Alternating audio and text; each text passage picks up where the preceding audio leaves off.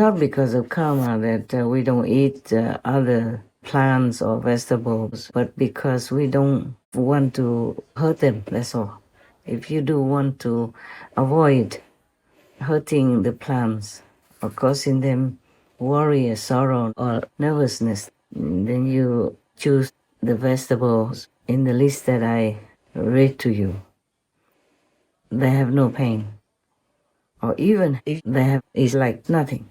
But the ones that I read to you is nothing, okay? No pain at all. Just in case you prefer that way, you have to see if your body can be sustained with the limited vegetables and fruits. But mostly like bananas, they're also complete food, you know. One of your monk's brothers, he was in Costa Rica and his staple food was always banana. Yeah. He lived like that for many years. But now he doesn't live like that anymore because I supply, enough food, all kind of food. All right, then I hope you have fun, discovering a new diet for yourself. If you prefer that way, go slowly and try, okay? Otherwise, I knew one monk. I lived in his temple for some time. He ate only brown rice and sesame powder and water. And he lived very long and strong, and he's a Qigong master as well. If you use a knife to cut his throat, you can't. You can't cut through, for example. Very strong. But he practiced every day, of course. Apart from being a Buddhist monk and doing other monk rituals, he also practiced Qigong every day. And he had a school teaching other people Qigong in Taiwan. He passed away already some years ago. But when he was alive, that's all he ate. And I knew also a nun. Personally, I saw them.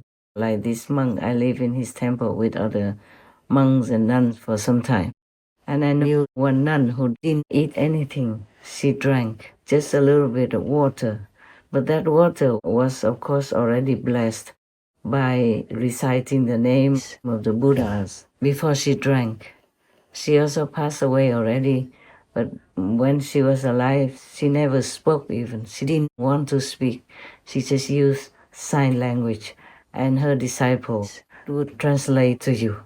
I went to visit her, and that's what they do. They translated her sign language for us. I asked her how people could just live by drinking water like her. And she used sign language to tell me, just go slowly, one step at a time. I heard that before she went vegetarian, she ate fruits.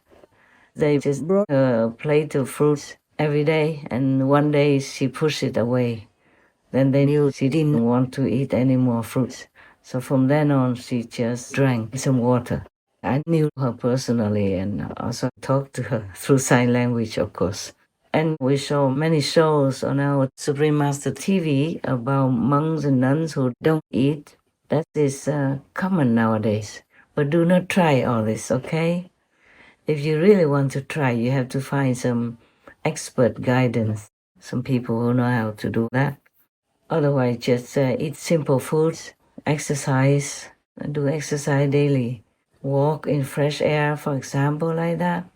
And live a normal life with a minimum variety of food intake, as less as possible. But you have to watch if your body is suitable for that kind of limited vegetables and fruits. You have to try that. Otherwise, you see many people can live with very minimum food intake. You don't have to try anything. It's just for your information, okay? As long as you are vegan, I'm grateful already. And all the heavens will support you. And our planet will be sustained, will be kept safe and sound for you to continue to live on and for your next and next generations of children. If you love your children, please be vegan and teach them also to be vegan, to minimize the karmic consequences and to create a benevolent energy for our world, then the planet will continue to survive, and so will we.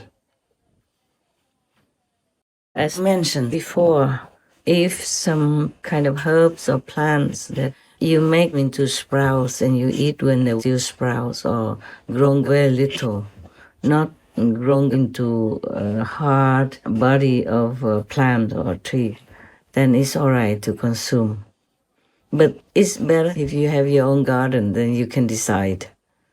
You see, for example, if a peppermint planted by you in your own garden, then you can use it if you cut the leaves very far away from the stem or from the body of the peppermint plant.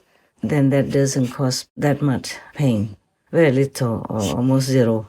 Or like basil, you can cut like just 2/3 of the leaves and leave the bottom part of the leaves still attached to the plant and some little leaf still left, then the new leaf will grow in that corner between the leaf stem and the body of the plant.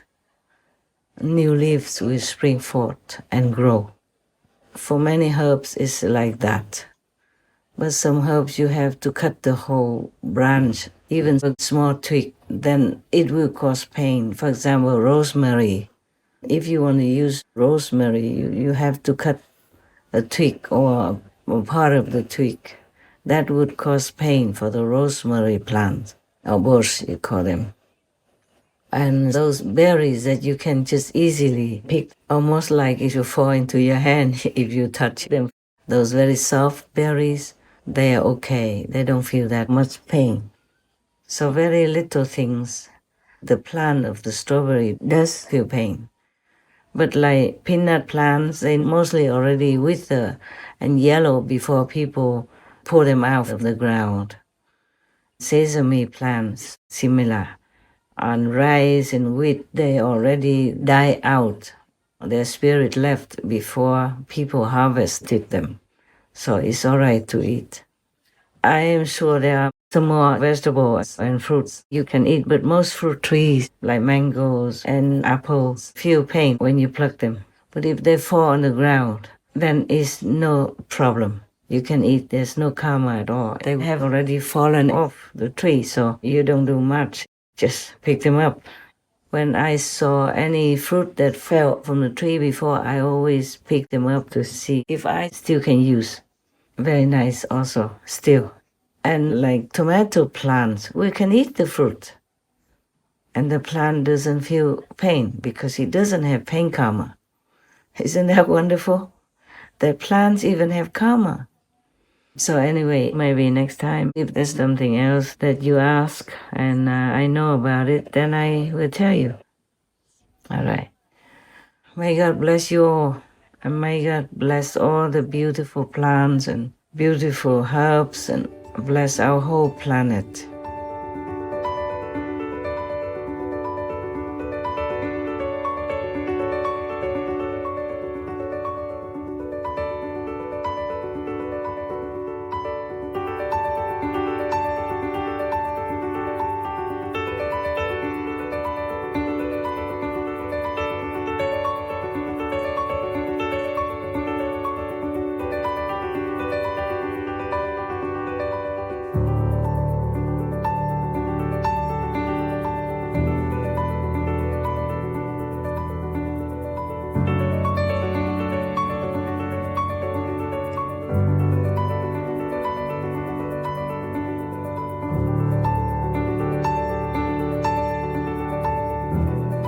For details on the low karma diet that can help us minimize pain and suffering caused to other beings, please visit suprememastertv.com/low karma diet.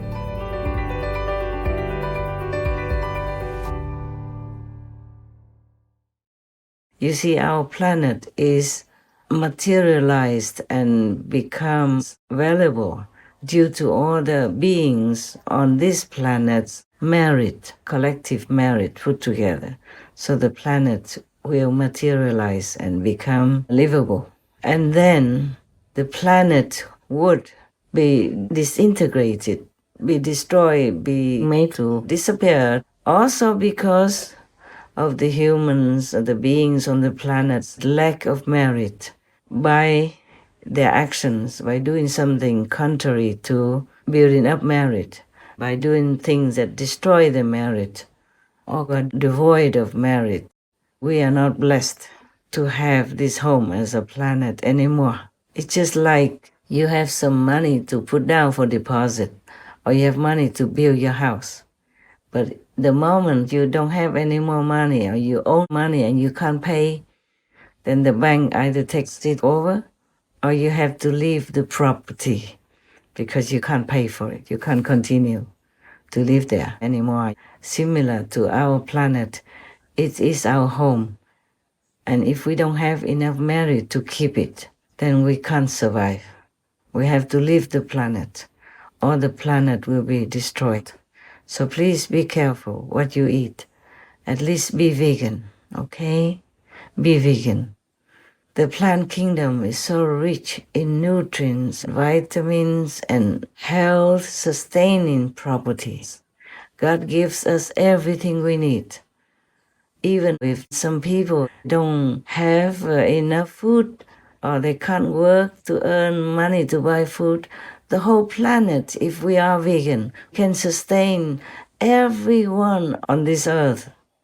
There is enough food to go around to help everyone to stay healthy, full, filled with nutrition from all the things we have or are able to plant on this planet. There should be no one who goes hungry at night or any day or ever at all, because God gives us so much, so much. We just waste it all. Like we have enough food to feed people, but we use it to raise animal people instead and leave the humans to starve. That is not right, not the right thing to do. We have to do the right thing, to live our lives correctly. Then nothing bad will come to us. But if we commit an offense against the common sense, the logic, then we don't have to discuss about heaven's punishments or merit or anything yet. Remember the folklore story that I told you a long time ago. One person went to visit a sphere in the universe, and the heavens make food for them, and both sides sat there but were miserable and starving and could not eat anything.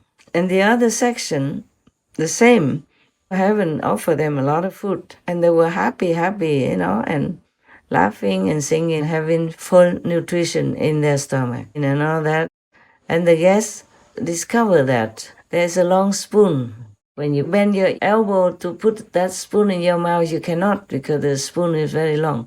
The first group did not use it because they could not feed themselves.